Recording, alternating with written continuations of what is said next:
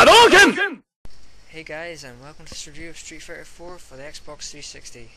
Street Fighter games have always seemed to have gotten better, no matter what revolutionary idea was being thought of in the gaming world at the time.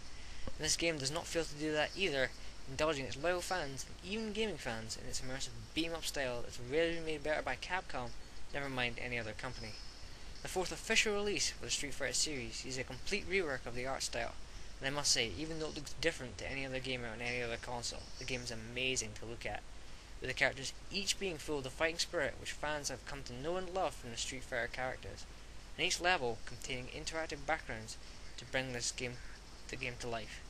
Each stage has its own details that make it more enjoyable than the last, such as the scientists working in the laboratory stage, or the party people in the nightlife stage, and with this the stages become more detailed. And even though some people have complained about how distracting the backgrounds are, I've never had any problems being up the character I'm against, and once in a while seeing the drunken man almost fall into the fighting arena in the post stage. The characters are all well detailed, each with their own trademark items of clothing, which are more refined in this game than the previous three of the series. Each character also has their own anime-styled cutscenes at the start and end of their arcade mode, which look great, especially when in HD, and even with a sometimes cliché agenda that is going on in those cutscenes, it doesn't take anything away from the fact that the game's graphics are pristine. The next notable difference that there is the music, since for each new fighting game that comes out, they have to change their style dramatically, and the jump from Street Fighter 3rd Strike to Street Fighter 4 is no exception.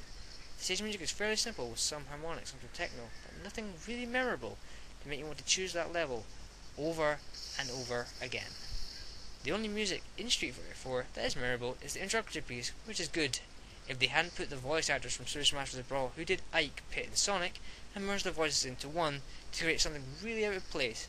So if games could please stop following Sonic the Hedgehog's lead, then maybe we will eventually be able to get good opening music for a change. As with new Street Fighter games, there are new additions to be made to the character roster, such as Seth, the new last boss character, El Fuerte, the Mexican wrestler, my favourite, Rufus, the large Kung Fu master. The roster also goes back to the original characters such as Sagat, Kami and Bison, who were not in Street Fighter 3rd Strike, and also adds to the roster with the new fun characters that were mentioned before.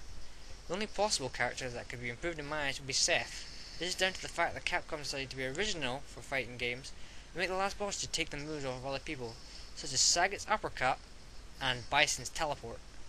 I kind of feel let down by such a character, considering all the rest are rather unique, except from the 7 different characters who can use a Hadouken. After looking around the stage a bit, you always need to get used to the new mechanics that come with each new fighting game, and master them so you can beat your opponent. And this game has a few, such as the focus attack and focus cancel, which consumes your health, which can be regenerated over time, so you can either do a counter attack or nullify a projectile.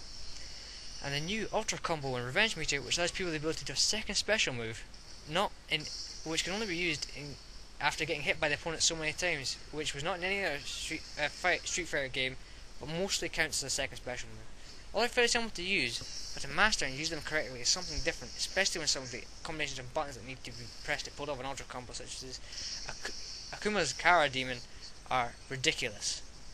I do have some other doubts as well about these mechanics, considering in the last official release, Street Fighter 3rd Strike, you were able to do a parry, which basically meant as long as you could push forward at the correct time, you would take no damage. You could do it as many times as you want, much like Daigo Umehara did to Justin Wong in EVO 2006. However, in this game, you can only focus cancel one attack, so if the attack has 2 hits in it, then the focus cancel will not work. And that to me doesn't seem like a very good mechanic, considering if the person does 2 hits or more, then you will consume the health needed to do the focus cancel, and take the combo damage as well. Also with the new sequel comes an update to the story and plot, but I only need to briefly mention this, since even though there are people out there who know a lot about Street Fighter 4 and the way it advances the plot, I don't really take the time to care about the story.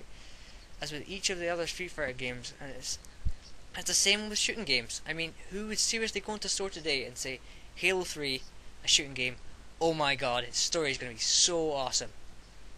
And the exact same can be said about fighting games. I just want to get on with being up the other characters, rather than listening to some voice actor going on about our character's background. Before I sum up this game, I have to point out that the game is obviously playable over Xbox Live, and also has some downloadable content for the game, as well for the millions of people who have Xbox Live. Check out the downloadable content for some cool extras for the game. So overall, what can we say about this game? For any Street Fighter fan, it's a must-purchase game with the reintroduction of the old classic Street Fighter characters. For any normal gaming fan, it's a must-purchase game since there are more Hadokens than you can shake a stick at. And for anyone who isn't particularly interested in games, it's a must-purchase game since it's a large guy doing kung fu. I hope you enjoyed my review of Street Fighter 4 for the Xbox 360. See you guys later for hopefully some more game reviews. Peace out.